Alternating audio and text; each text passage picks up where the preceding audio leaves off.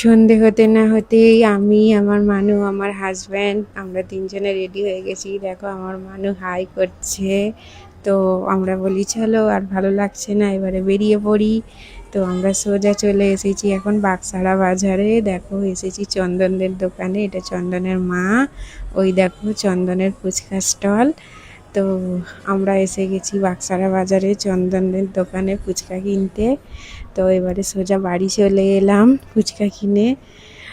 বাড়ি এসে আমরা এখন ফুচকা তৈরি করে খাবো। তো দেখো আমার বাবা এখন ফুচকাগুলো তৈরি করছে, ফুচকার ভিতরে আলু ভরছে।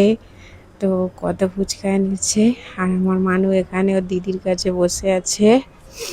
দেখো কত আলু দিয়েছে আর কত ফুচকা।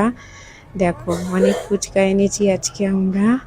তো অনেক দিন পর ফুচকা খাবো বলে কথা, তো একটু বেশি করেই এনেছি। তো ফুচকা খেতে কার কার ভালো লাগে বন্ধুরা তোমরা অবশ্যই জানিও। আর দেখো আমার সব থেকে বেশি ভালো লাগে এদের ফুচকার জলটা। এরা ধনেপাতা পুদিনা পাতা দিয়ে এত সুন্দর গন্ধরাজ লেবু দিয়ে জলটা বানায়, অসাধারণ।